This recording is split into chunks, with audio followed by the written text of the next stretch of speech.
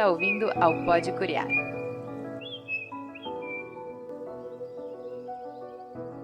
Salve, salve, pessoal! Sejam todos muito bem-vindos e bem-vindas a mais um episódio do Pode Curiar. Dessa vez a gente está chegando na parte 2 da nossa conversa sobre educação inclusiva, por onde eu devo começar.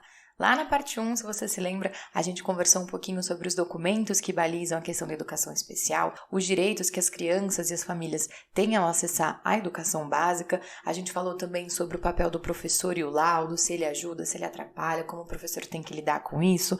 A gente conversou também, sobre qual é o papel do professor para identificar questões específicas de aprendizagem de cada aluno e como esse professor pode pedir aí os primeiros auxílios para lidar com a educação inclusiva na sua sala de aula.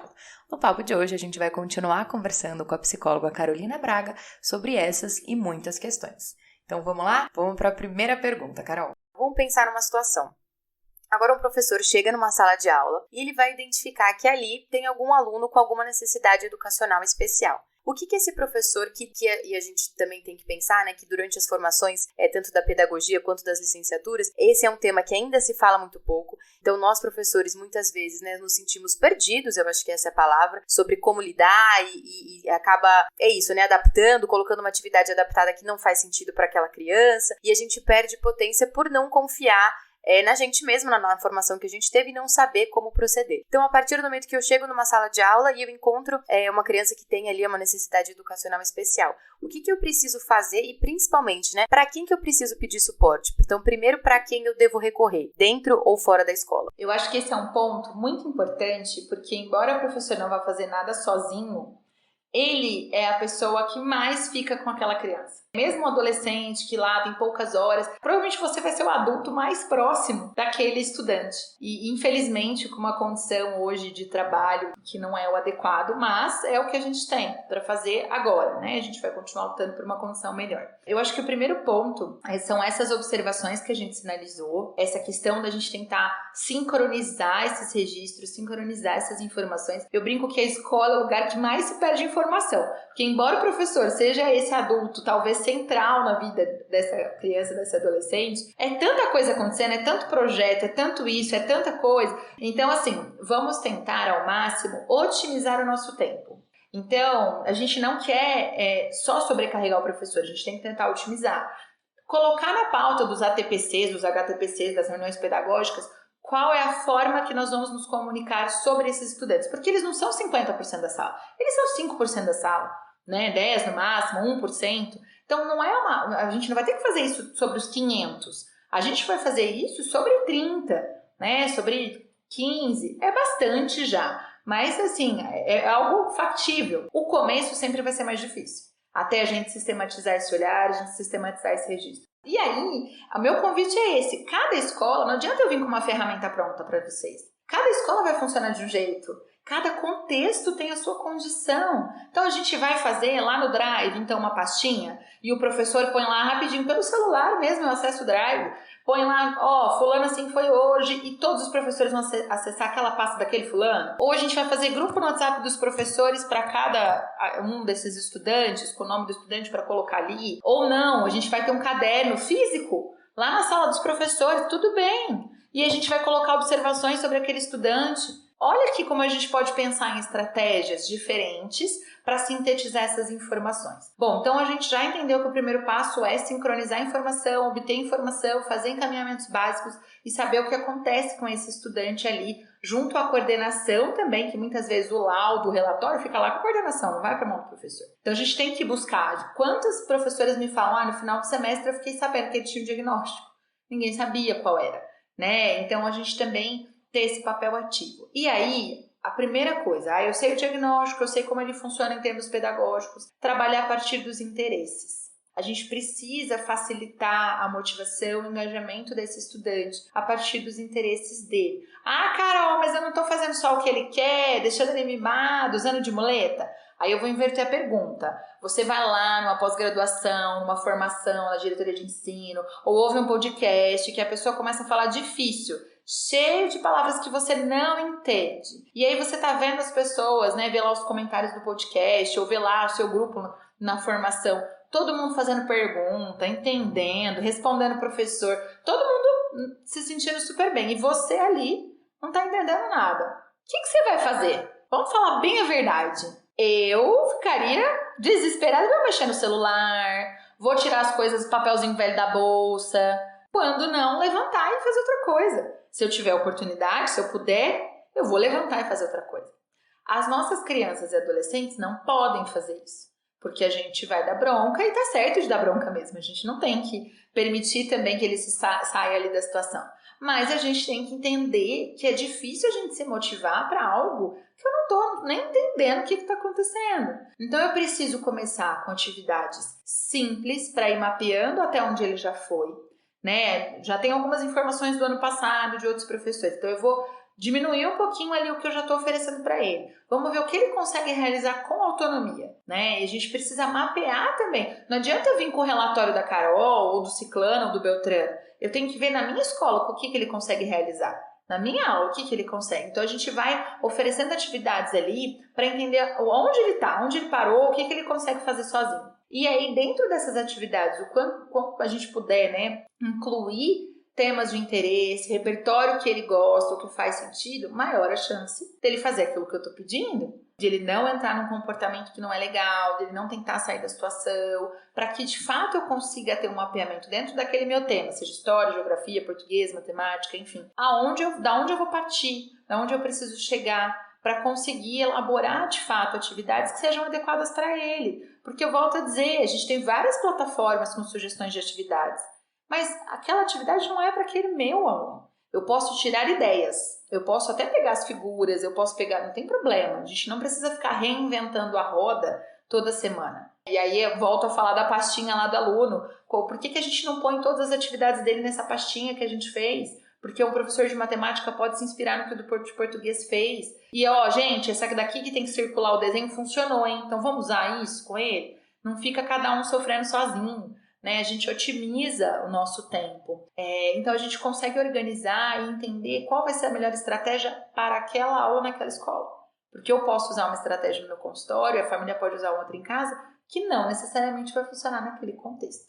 Bom, agora, o que isso que eu ia perguntar? Então, assim, estou entendendo que, primeiro, é fundamental, né, o trabalho coletivo dos professores, né, eu adorei essa ideia de ter um livro físico, né, na sala dos professores ali, porque você chegou da aula, já escreve ali rapidinho, outro professor já pode ter acesso também, então acho que essa é uma ideia super possível de ser aplicada, né, principalmente que não envolve tecnologia, então é um caderno, uma caneta e vambora.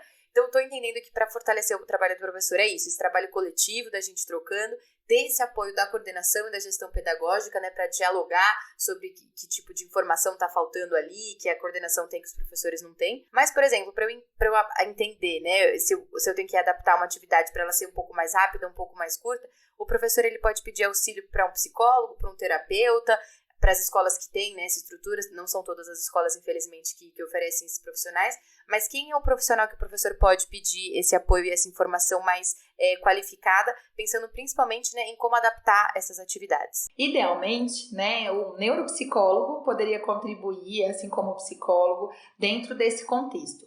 O ideal é que esse estudante seja avaliado por alguém da área. E aí eu vou só fazer uma síntese, assim, de algumas funções, porque eu acho que nem todo mundo compreende a diferença do que é um TO para um fono, o que é a diferença de um psicopedagogo para um neuropsicólogo. E às vezes o caminho que a gente vai tomar como professor na hora do encaminhamento pode ter uma interferência nisso. Então, assim, claro que algumas redes podem contar, assim, por exemplo, com o professor de educação especial, porque o trabalho do professor de educação especial não é só o AE, é também auxiliar o docente regular, né, o professor da sala de aula. Então, a gente tem que ter, sim, um profissional especializado.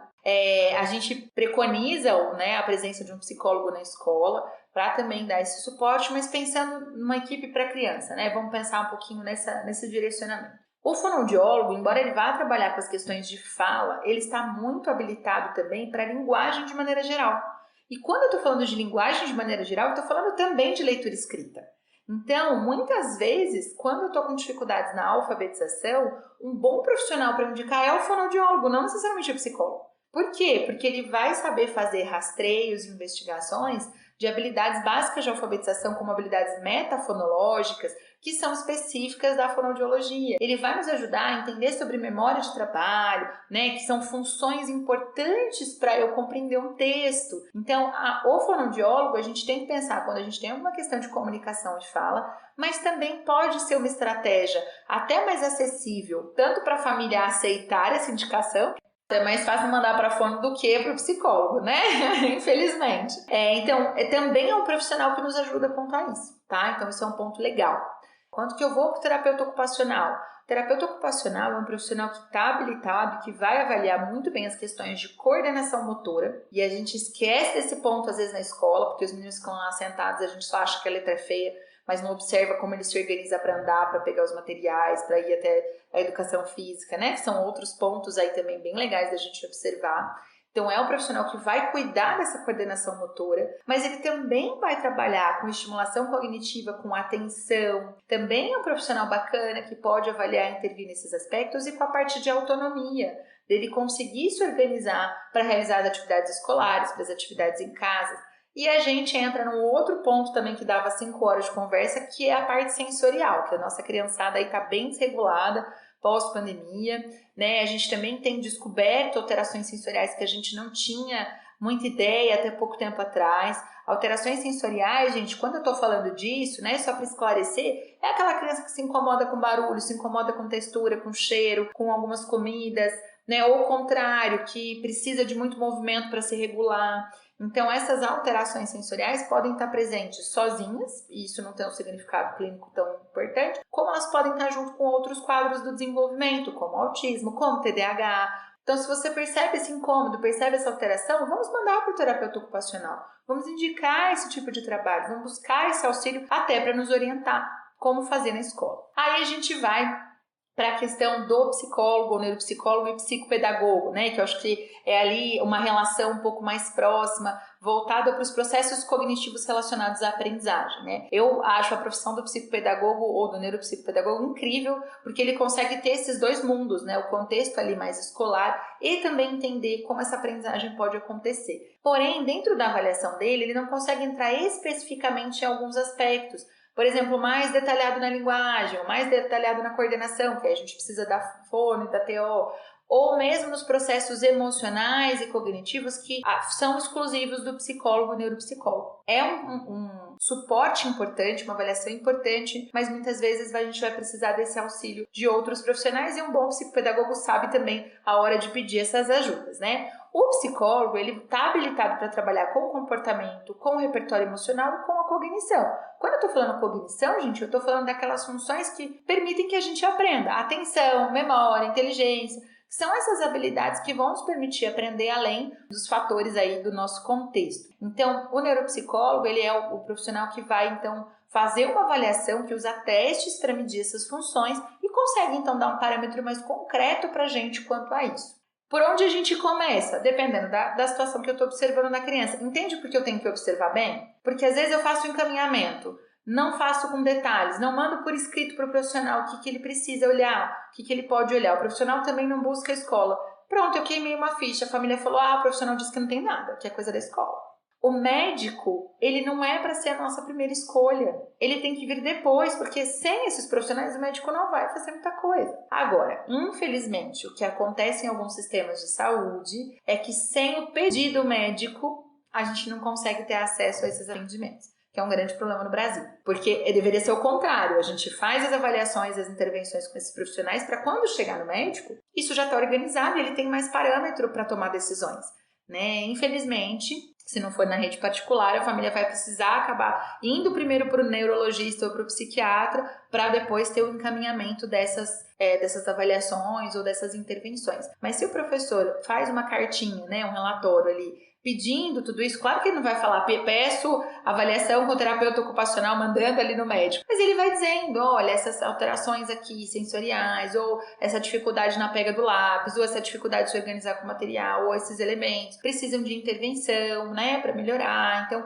a gente pode ir sinalizando essas ajudas e pedindo essas ajudas para ter uma melhor compreensão ali desse estudante. Bom, não, eu acho que isso que é importante, porque a gente precisa saber o que está acontecendo para, de fato, o nosso trabalho também ser mais efetivo. Porque a partir do momento que eu entendo qual é aquela questão com aquela criança, eu consigo agir melhor também. E aí, então, acho que, não sei se é possível, né, mas assim, acredito que se fosse, seria legal, nos casos que existe essa possibilidade, do professor conversar com esse profissional, né, para entender, então, por exemplo, até para adaptar atividades, né, porque uma coisa, eu acho que, enquanto professora também, a gente ainda existe um imaginário de que a gente adaptar as atividades, elas geram mais trabalho, isso vai dar mais trabalho pra gente. Mas desde o episódio passado, a gente falou bastante na questão de, e quando, principalmente falando de educação inclusiva, a gente tá falando de incluir todos e todas, né, independente das suas questões e das suas situações. Então, é inocente da nossa parte achar que uma aula expositiva tá atingindo todos os alunos e que todos os alunos vão estar aprendendo ali. Então, quando eu falo de adaptar atividades, eu também estou olhando para isso, né, Carol? Como que a gente entende isso? Essa adaptação às atividades, ela é um trabalho a mais para o professor ou ela é uma maneira de professor conseguir diferenciar as suas aulas e não ter que ficar reinventando a roda, né? Porque esse professor já tem bastante trabalho, a gente sabe disso, não é isso que a gente quer pautar, mas a gente quer expandir um pouco essa visão, né? Então, quais são os benefícios de adaptação de atividades? Eu posso adaptar essas atividades para todos os alunos da sala? Como que é essa questão? Nossa, esse é uma pergunta assim muito boa, porque eu costumo dizer que a educação inclusiva ela é um convite para a gente olhar para a educação que não está funcionando. Então, assim, não adianta a gente falar, o problema é o menino com autismo. Gente, não. Já não está funcionando, olha os nossos resultados, entendeu? Olha a nossa colocação em comparação com o mundo. Então, dizer que o problema da educação são as crianças e adolescentes com diagnósticos, são as crianças e adolescentes com transtornos do neurodesenvolvimento, é usar de bode expiatório, né? Então, já que eu tenho que pensar com mais detalhes e diferente sobre as minhas atividades, vamos usar isso para melhorar a nossa educação como um todo, né? Acho que esse é o primeiro ponto que eu quero dizer. Segundo ponto, quando a gente tem essa possibilidade, e eu acho que o papel da escola é orientar a família, sim, dos direitos dela para ter uma equipe de saúde, né, de suporte, o ideal é que esse planejamento seja feito em conjunto, que a gente faça um plano de ensino individualizado em conjunto com a TO, com a fono, com a psicopedagoga, com a neuropsicóloga, às vezes até com o médico. Por quê? Porque às vezes o que está sendo trabalhado lá no contexto clínico pode ser trabalhado junto na escola e vice-versa. Às vezes o psicopedagogo antecipa o conteúdo para essa criança vir melhor para a escola, né? Então a gente pode trabalhar em parceria. Então, quando há essa possibilidade, a gente lutar por um espaço para o professor falar diretamente com o profissional de saúde, e eu sei que é uma luta porque os horários dos professores são difíceis, mas a gente brigar com a nossa gestão e fazer questão disso é importante, porque esse é um momento que só o professor sabe responder algumas coisas. Então, às vezes a gente conversa com o coordenador, mas o coordenador não sabe lá do dia a dia. É o professor que sabe. Então, a gente batalhar para um momento que seja no bimestre, no trimestre, no semestre, se for, de conjunto, de trabalho em equipe para montar um plano associado, né? Um plano de ensino individualizado que vá para além da escola, tá bom? Então, esse eu acho que é um convite. E a gente entende hoje que a educação inclusiva só vai para frente se a gente trabalhar com consultoria colaborativa, que é esse formato, é rede, é todo mundo trabalhando junto, não é o professor sozinho, né? Então, é o professor do atendimento educacional especializado junto com o professor regular, é a equipe de saúde da criança junto com o professor. Então, aí a gente consegue fazer essas estratégias mais eficazes. Esse é um outro ponto. Um outro ponto que, se a gente for lá na LBI, que é a Lei Brasileira da Inclusão, né, da pessoa com deficiência, o pressuposto básico, se você olhar lá nos pressupostos, é o desenho universal da aprendizagem. Procurem sobre este tema. Eu queria, assim, se você quiser lembrar só de uma coisa dessa conversa imensa que a gente está fazendo, é desenho universal da aprendizagem. Por quê? Porque se a gente for, de fato, fazer uma prova diferente para cada um, a gente vai enlouquecer. É inviável, inviável. E outra, a gente entende cada vez mais que os transtornos do neurodesenvolvimento estão numa crescente, né? O autismo hoje a gente tem assim, quase 2%, mais de 2% da população. Então, não vai dar para a gente ficar no específico. Então, por que eu não preparo atividades flexíveis? Por exemplo, eu dei uma pergunta na avaliação. Ao invés de eu falar para ela responder com texto, por que eu não deixo assim? Escreva ou desenhe ou faça uma tabela ou faça um esquema sobre a fotossíntese. Por que eu defino a forma de resposta do meu estudante? E aí, nisso, eu já estou diminuindo meu trabalho de, às vezes, adaptar uma prova ou adaptar uma atividade. Se eu dou flexibilidade, né? Se eu preparo uma atividade que pode ser realizada de várias formas diferentes, eu estou otimizando meu tempo. Então, o desenho universal da aprendizagem ele vai trazer isso, que a gente tem que apresentar aquele conteúdo de formas diferentes e também resgatar esse conteúdo de formas diferentes. Que a criança e o adolescente possa expressar o que ele sabe de formas diferentes. A ideia é mais ou menos assim. Antes a gente tinha o prédio e a entrada da frente tinha escada e uma entrada às vezes no fundo tinha uma rampa ou uma lateral nada a ver, horrorosa. A pessoa com deficiência física que usa cadeira de rodas tinha que ir para uma entrada nada a ver. Hoje, com um prédio novo, você não pode mais fazer isso. Quando você vai construir um prédio do zero, a entrada é para todo mundo tem que entrar. Pode ter a rampa, mas é do lado da escada. O banheiro da pessoa com deficiência ela é junto com o outro banheiro. E é isso que é para acontecer. Então, o desenho universal é justamente isso. Como é que a gente pensa uma educação que atenda a todos? Agora, tem sim uma parcela menor, né, de crianças e adolescentes que não dão conta do mesmo objetivo pedagógico naquele momento. E a primeira coisa para pensar a adaptação é essa reflexão. Tá, eu tenho que adaptar a atividade. Essa pessoa que eu já levantei essas informações, que eu já conversei com a equipe, né? Porque eu não vou tirar do nada. Ela dá conta do mesmo objetivo pedagógico da turma, mas eu mudando a estratégia, ou eu preciso de um objetivo pedagógico separado? E às vezes isso é necessário. Quando eu falo de um objetivo pedagógico separado, não é uma coisa nada a ver com a turma. Eu tenho que deixar o mais próximo possível do currículo que os outros estão realizando. Mas não adianta, se eu tenho sei lá, um quinto ano, eles estão trabalhando gênero textual. E aí a gente quer, o objetivo é que a criança seja capaz de produzir, o objetivo é produzir, é diferente de reconhecer, entende? Então, se o objetivo é produzir e aquela criança não dá conta nem oralmente, nem na escrita de produzir, eu posso trabalhar com outro objetivo, reconhecer. Ou ela não consegue nem ler. Então, eu vou trabalhar palavras que são semelhantes ao tema do grupo. O grupo está trabalhando fotossíntese. Então, eu vou trabalhar palavras que tenham a ver com fotossíntese. Mas, às vezes, eu vou estar trabalhando um outro objetivo, que é o reconhecimento de sílabas, a alfabetização, ou a identificação de que é planta e que é animal. É dentro do mesmo tema, mas a gente vai, às vezes, precisar fazer uma adaptação de fato do objetivo pedagógico. A gente vai precisar, às vezes, pensar no objetivo para aquela criança, tá bom? Então, esse é o primeiro ponto. Quando é só uma adaptação de atividade, eu tentar pensar sempre numa adaptação que sirva para todo mundo. Por que eu não posso dar essa prova para todos? Por que eu não posso dar essas alternativas para todos? Ao invés de eu ter que ficar fazendo um para cada um. E também, às vezes, eu vou precisar sim, mas é uma porcentagem bem menor, de pessoas que de fato vão precisar de um planejamento bem diferente. A luta é sempre para o acesso ao currículo comum. A gente sempre vai tentar buscar essa criança o mais próximo do currículo. Mas às vezes aquele objetivo específico eu não vou conseguir trabalhar daquela forma. Então eu vou precisar pensar no objetivo mais próximo daquele, mas que atenda também a necessidade dela.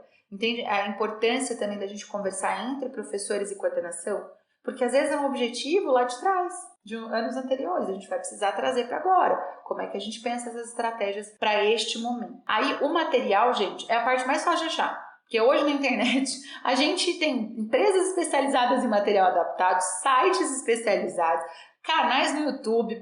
Hoje a gente consegue muito. O recurso ele é a última etapa do planejamento da adaptação. Primeiro eu tenho que ter clareza de quem é essa criança, de qual tipo de adaptação, de objetivo ou só de estratégia. E aí a gente tem aí infinitas possibilidades mesmo de trabalho, né? Se eu tenho clareza de onde está a dificuldade, por exemplo, crianças com TDAH, com dislexia, com TEA, normalmente tem uma alteração numa área que a gente chama de memória de trabalho, que é justamente manter as informações mais relevantes. Se eu dou atividade com as palavras-chave grifadas, é meio caminho andado para essa criança. Então, eu entendendo um pouquinho sobre o que é aquele quadro, buscando essa informação, entendendo um pouco sobre essa criança, às vezes uma adaptação simples, grifar as palavras-chave que eu posso fazer na hora de entregar a atividade, eu consigo garantir. Mudar a cor do giz da lousa, gente, ou da caneta da lousa. Faço uma linha de cada cor, as crianças se organizam melhor para copiar quando precisa copiar. Né? Ou então eu já circulo os pontos principais na hora que eu tô pondo na lousa as coisas. Isso já ajuda todo mundo, não vai ajudar uma pessoa só. E são adaptações que não são de outro mundo, né? Não vão tirar num tempo assim absurdo. Então dá pra gente pensar aí no dia a dia com coisas simples, inclusive. Não, eu tenho certeza que muitos dos alunos vão adorar, por exemplo, fazer uma atividade onde eles possam explorar diferentes habilidades, né?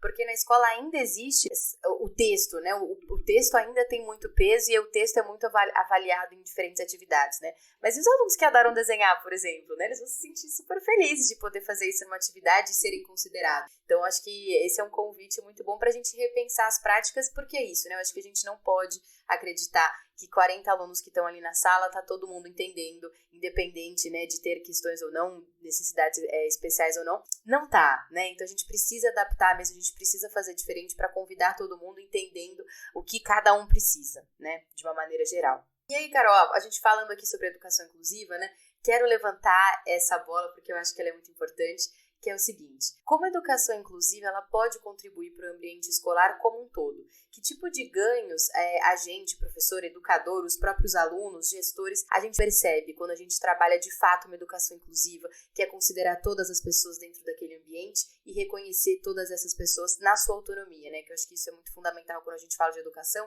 O papel do professor é muito dar autonomia para que o aluno consiga viver a sua vida e desempenhar as suas funções, né? Então, como a gente interpreta a educação inclusiva dentro do ambiente escolar? Eu acho que tem alguns pontos aí para a gente pensar. Inclusive, Adriana, tem estudos mostrando o aumento de empatia, de habilidades socioemocionais em crianças sem nenhuma deficiência que convivem com crianças com deficiência no contexto escolar. Então, se a gente quer produzir seres humanos melhores, colocar a diversidade na sala de aula como algo importante é um caminho. Então, a gente já tem benefícios da educação inclusiva. E lógico que isso vai depender de como for trabalhado, porque se a gente coloca a criança ali sem suporte, só vai piorando, uma criança que tem um comportamento ali que acaba sendo mais desafiante para o grupo, também não vai trazer benefício, né? A gente precisa sempre dar a melhor condição possível para todos. A gente já tem esse tipo de evidência. O segundo ponto é esse, né? Se você fizer uma reflexão, hoje nós adultos, quantas pessoas com deficiência vocês conviveram na escola? Eu lembro de uma só, e também eu vi ela numa sala separada, não convivia comigo. Então, como eu estou preparada para estar com pessoas com deficiência se eu não tive essa experiência? Muitas vezes a gente erra por medo, nosso preconceito vem do desconhecimento. Então, se a gente quer uma sociedade inclusiva, não tem outra forma a não ser começar pela educação, não tem outro jeito. Como eu vou saber lidar com um profissional com deficiência, ser atendida por um profissional com deficiência, se eu não vi isso? Se essas pessoas estavam escondidas uma vida inteira. Então, a educação inclusiva ela tem esse papel de preparar cidadãos que saibam lidar com a diversidade, né? Que vão ser cidadãos melhores, mais empáticos como um todo, mas que também não achem estranho, porque as pessoas crescem, gente. As pessoas com deficiência crescem. Elas viram adultos e elas vão comprar pão, elas vão casar, elas vão ter filhos, elas vão ser profissionais. Então, elas vão estar ali no mundo. Então, a gente precisa entender que a educação ela tem esse benefício também para a participação social de todos lá na frente. Então, não dá para dizer, vir com aquela conversa de mas será que não era melhor ele estar numa instituição especializada? Não, não era. Agora, eu não estou dizendo que o professor sem suporte nenhum vai conseguir fazer um milagre, não vai. A gente precisa dar suporte para essa escola, para esse professor, para essa família, para esse estudante. Mas o lugar dele é o lugar onde todo mundo está. Porque ele não vai, depois de um tempo, né, acabou a escola, então ele vai ficar isolado da sociedade? Não. Então ele precisa frequentar os espaços sociais que a gente tem. Eu acho que agora na educação a gente está vivendo esse momento de maior inclusão mesmo, né, das crianças com deficiência ou com alguma necessidade educacional especial. Então, por enquanto, acho que enquanto está acontecendo essa adaptação e esses primeiros movimentos, a gente está sofrendo nesse sentido de por onde eu começo, o que eu faço, o que eu preciso fazer. Mas eu acho que é mais ou menos o que aconteceu quando, sei lá, né, quando o cinto de segurança começou a ser obrigatório, né? As pessoas não gostavam de usar, não entendiam a necessidade, não entendiam que era importante, mas com o tempo a gente vai entendendo que não, hoje você não pode entrar num carro e não usar o cinto de segurança, né? Ou no caso da adaptação dos lugares para pessoas com deficiência com mobilidade física, né? Então, de ter a rampa. Então, acho que a gente está vivendo esse momento agora, né, de incertezas, de pisando em ovos, porque a gente está nesse começo, né? A gente demorou para começar, na verdade, né? Demorou muito, mas acho que agora que essa inclusão ela está acontecendo, a gente vai levar um tempo de adaptação para as escolas entenderem que precisam oferecer esse tipo de profissional para conseguir potencializar o trabalho do professor, que o professor precisa se comunicar com esses outros profissionais, entender melhor como é o seu trabalho. Então, acho que a gente está vivendo, né, esse momento agora da educação, que a gente está entendendo que a gente precisa mudar, como você falou, né? A educação ela não faz mais sentido do jeito que está. Então, agora a gente está vivendo essa mudança. E mudança choca. Então, quando chega uma tecnologia nova na escola, a gente fica todo perdido. Aí vê que, não, beleza, faz muito sentido, vamos embora fazer. Então, acho que a gente está vivendo um pouquinho esse momento, até conseguir entender quais caminhos a gente pode seguir e fazer isso funcionar, né? Exato, e a gente não pode perder a dimensão da história. E eu falo de uma história muito curta. Eu sinto diferença de 5 anos para cá, da abertura das escolas, do conhecimento das famílias. Então, a gente está mudando o que não dá para retroceder. A verdade é que, infelizmente, Adriana, a inserção concreta dessas crianças só aconteceu há pouco tempo por questões de forças políticas, né? De brigas e de interesses que passam também por interesses financeiros. Então, é muito delicado esse elemento, mas é importante da gente também pontuar isso, né? E que a gente não pode dar um passo atrás agora. Não dá para aceitar, né, qualquer tipo de restrição que seja muito bem justificada. Eu sei que tem crianças que têm epilepsia por repetição, né, que ficam ali, que tem uma questão de saúde. A gente não está falando disso. Ou pessoas que passaram uma vida numa instituição especializada. Eu não vou colocar ela na escola agora com 18 anos. Né? A gente tem que ter essa noção. Mas uma criança que está começando agora, eu não tenho motivo para tirar ela desse contexto. Eu tenho que brigar para que esse contexto seja melhor para ela. E não tirá-la do contexto. Né? A estratégia ela é um pouco diferente, é o oposto. A gente tem que mudar esse ambiente. E isso porque é um ambiente que ela vai continuar convivendo ao longo da vida. Exatamente, né? E, Carol, então antes da gente encerrar, já estamos indo pro finalzinho aqui do nosso papo, eu quero recuperar lá o nosso objetivo do podcast de hoje, vocês ainda lembram? O objetivo é o seguinte, a gente quer trazer mais confiança ou autoeficácia para a sua prática pedagógica quando o assunto é educação inclusiva. A autoeficácia, apesar de um termo um pouquinho, né, pouco conhecido, ele não precisa assustar ninguém e tem tudo a ver com o que a gente já falou hoje aqui. Então, Carol, você pode amarrar aqui pra gente, né, e comentar como é que esse conceito de autoeficácia é aplicado para o trabalho do professor e como esse tema se relaciona com o que a gente conversou hoje?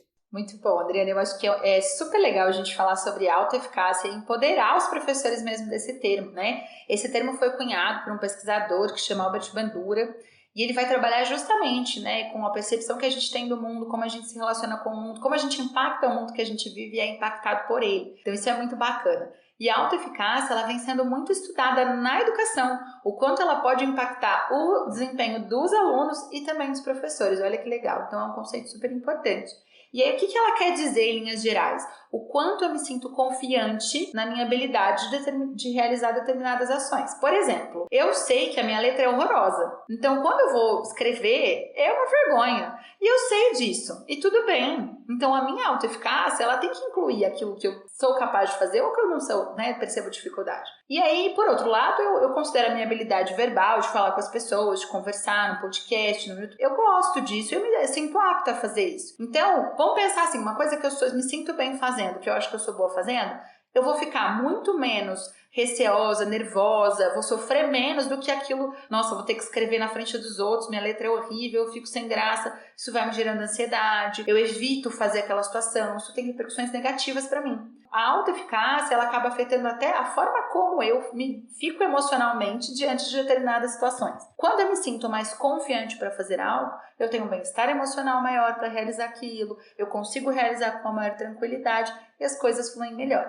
Como é que eu aumento a autoeficácia? Um dos aspectos, né, tem vários, é aumentando meu conhecimento sobre aquele assunto. Então, se eu me sinto mais apto, com mais recursos, mais confiante para realizar, a chance de eu me sentir melhor naquele contexto onde eu tenho que realizar aquilo é maior. E por isso, a gente está aqui dizendo que a gente espera ter afetado a autoeficácia de vocês, né? E espera que vocês busquem aí essas dicas, essas sugestões, esses termos que a gente foi conversando, que é só um aquecimento, né? A gente pode estar junto em outros momentos para falar, aprofundar um pouquinho mais, para que de fato isso possa reverberar, né, no bem-estar ali na sala de aula. Com certeza, falou tudo, Carol. E é isso, né? Eu, por exemplo, tive uma formação muito pequena, né, na universidade sobre isso. Então, a ideia desse papo de hoje era que a gente pudesse, né, oferecer ferramentas para que vocês, professores, consigam, né, a partir dessa conversa, se sentirem mais motivados a pesquisarem mais. Depois a Carol vai falar aqui o YouTube dela para vocês acompanharem, um material incrível que ela diga por lá. Porque é isso, a gente consegue desempenhar melhor a nossa função se a gente sabe o que está fazendo. Para a gente saber o que está fazendo, a gente tem que buscar, né? E agora, Carol, então, para nossa última pergunta, agora sim,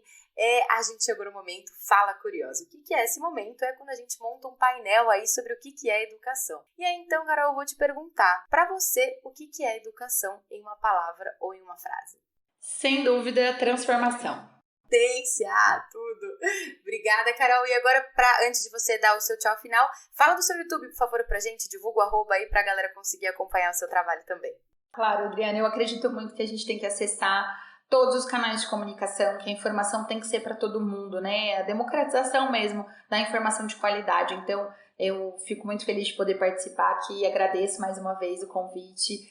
No canal do YouTube Desenvolvimento Saudável por Carolina Braga, vocês vão encontrar mais de 70 vídeos sobre o tema, então tem muita coisa legal. Né? No Instagram, às vezes, a gente faz lives e também compartilha alguns materiais, então o arroba é desenvolvimento_saudável. E também a gente tem um arroba especial, que é o inclua_educacional, que é só sobre educação inclusiva, estratégias, do que é PEI, como faz a adaptação de material. Lá no nosso site tem um monte de e-book, várias informações de por onde a gente começa, o que a gente faz.